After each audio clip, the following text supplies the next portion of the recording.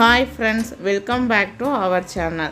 வாங்க நம்ம இன்னைக்கு இந்த வீடியோல கலர்ஃபுல்லா ஜெல்லி ரெடி பண்ணி அதுல ஒரு ஜில்லுன்னு இந்த சம்மருக்கு ஏத்த மில்க் ஷேக் எப்படி செய்யறதுன்னு பார்க்கலாம்.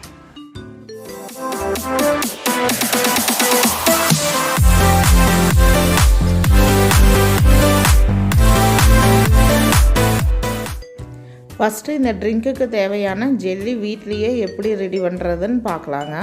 நான் வந்து இங்க அகர் யூஸ் பண்ணி தான் நான் இந்த ஜெல்லி ரெடி பண்ணி இருக்கறேன். இது வந்து 8 கிராம் அளவுக்குங்க டிபார்ட்மென்ட் ஸ்டோர்ல நமக்கு கிடைக்கும். இத வந்து சின்ன சின்ன பீஸா கட் பண்ணிக்கீங்க. கட் பண்ணனதுக்கு அப்புறம் இத வந்து 2 முறை நல்லா நீங்க வாஷ் பண்ணிக்கீங்க. அதுக்கு அப்புறம் ஒரு 300 ml கொதிக்கிற தண்ணிங்க. இத வந்து 2 டைம் வாஷ் பண்ணனதுக்கு அப்புறம் 300 ml நல்லா கொதிக்க வச்ச தண்ணியை ஊற்றி இதை வந்து ஒரு அரை மணி நேரம் நீங்கள் ஊற விட்டுருங்க. நல்லா தண்ணி வந்து நல்லா ஹீட்டில் இருக்கணுங்க. நான் 2 டம்ளர், அதாவது என்ன சின்ன டம்ளர் 150 ml பிடிக்கிங்க, அதில் 2 டம்ளர் எடுத்துருக்கிறேன். 300 ml தண்ணி வந்து ஆட் பண்ணிக்கிங்க. நல்லா கொதிக்க வச்ச தண்ணி ஆட் பண்ணிக்கிங்க. இப்போ இதை வந்து ஒரு 1/2 hour இதை வந்து நல்லா ஊற வச்சுருங்க.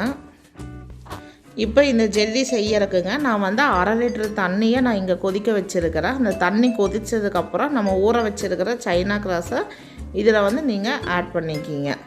இப்போ இது வந்து அடுப்பை வந்து மீடியம் ஃப்ளேமில் வச்சு இந்த இது கரையிற வரைக்கும் நல்லா ஒரு 5 நிமிஷம் இதை வந்து கலந்து விடுங்க. நீங்கள் கரண்டியில் எடுத்து பார்க்கும்போதே உங்களுக்கு தெரியும், அந்த நாராக இல்லாமல் தண்ணி வந்து கிளியராக இருக்குங்க. அதுதான் வந்து இது கரைஞ்சதுக்கான பதம். இப்போ கடல் பாசி நல்லா கரைஞ்சதுக்கப்புறம் நான் 200 கிராம் சுகர் ஆட் பண்ணுறேங்க. இப்போ சுகர் சேர்த்ததுக்கப்புறம் இதை நல்லா கலந்து விடுங்க. அடுப்பை வந்து மீடியம் ஃப்ளேமில் வச்சு நல்லா கலந்து விடுங்க.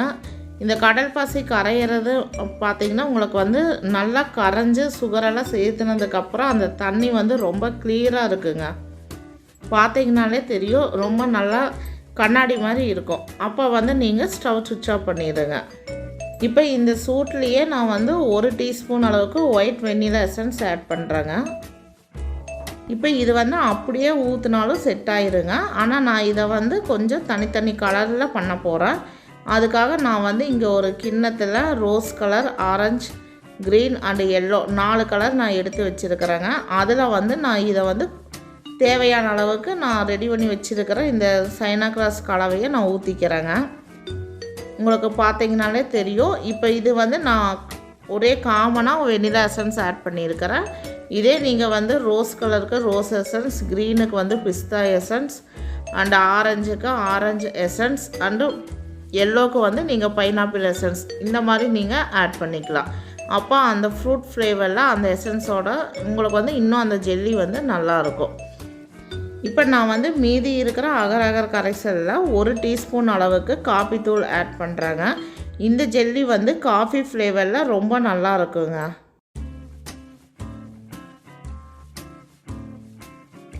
இப்போ நம்ம ரெடி பண்ணி வச்சுருக்கிற ஜெல்லி கலவையை பிளேட்டுக்கு ட்ரான்ஸ்ஃபர் பண்ணிடுங்க. நான் வந்து இது செட் ஆகிறதுக்காக இந்த பிளேட்டில் ஊற்றி இருக்கிறேங்க. இதை நான் வந்து கட் பண்ணி எடுக்கணும். அதனால் நான் கிண்ணத்துலேருந்து பிளேட்டுக்கு மாற்றிருக்கிறேன். இது வந்து செட் ஆகிறதுக்கு நம்மளுக்கு 2 மணி நேரம் ஆகுங்க. ஒரு 1/2 hour இதை வந்து நல்லா வெளியே ஃபஸ்ட்டு ஆற விட்டுருங்க. 1/2 hour கழித்து இதை வந்து நீங்கள் ஃப்ரிட்ஜில் எடுத்து வச்சுருங்க. ஃப்ரிட்ஜில் வைங்க, ஃப்ரீசரில் வேண்டாம். 2 hours நம்மளோட ஜெல்லி வந்து செட் ஆயிருங்க. இப்போ 2 மணி நேரம் கழித்து நம்ம ஜெல்லி ரெடிங்க. தொட்டு பார்த்தீங்கனாலே தெரியும். இப்போ இதை வந்து சின்ன சின்ன பீஸாக கட் பண்ணி ஒரு கிண்ணத்தில் தனியாக எடுத்து வச்சுக்குங்க.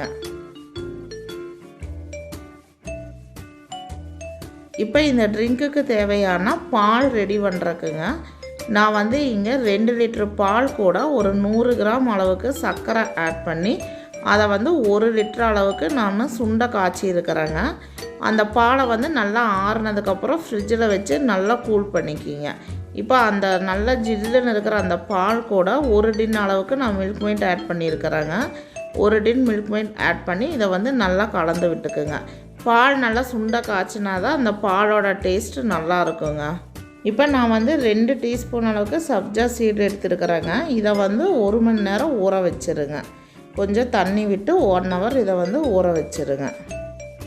இப்போ ஃபஸ்ட்டு ஒரு உயரமான டம்ளரில் நம்ம ரெடி பண்ணி வச்சுருக்கிற ஜெல்லியை ஒவ்வொரு கலராக 1 by 1 ஆட் பண்ணிக்கிங்க. இந்த மாதிரி ஜெல்லி போடும்போதுங்க லேயராக தெரியும், பார்த்தா கலர்ஃபுல்லாக இருக்கும். இதுக்கு அடுத்தது நம்ம ஊற வச்சுருக்கிற சப்ஜா சீடை வந்து தண்ணியை வடிச்சிருங்க. ஒரு 1 hour ஊற வச்சுருப்பாங்க. அதனோட தண்ணியை வடிச்சிட்டு இதில் வந்து ஆட் பண்ணிக்கிங்க. இப்போ நம்ம குளிர வச்சுருக்கிற பாலை கொஞ்சம் கொஞ்சமாக ஆட் பண்ணுங்கள்.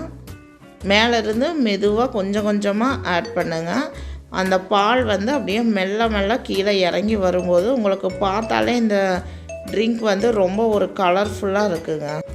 பால் வந்து மெதுவாக விடணுங்க. ரொம்ப அப்படியே கடகடன்னு விட்டுறாதீங்க. கரண்டியில் எடுத்து கொஞ்சம் கொஞ்சமாக விடுங்க. அந்த பால் வந்து நீங்கள் மேலே விட விட கீழே வந்து மெதுவாக அப்படியே இறங்குங்க.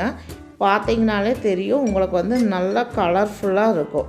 பாலை மட்டும் கடகடன்னு விடாதீங்க, எல்லாம் வடிஞ்சு வந்துடும் வெளியே. அதனால் ரொம்ப கவனமாக மெதுவாக விடுங்க. அவ்வளோதாங்க, நம்மளுடைய ஜெல்லி மில்க் ஷேக் ரெடி.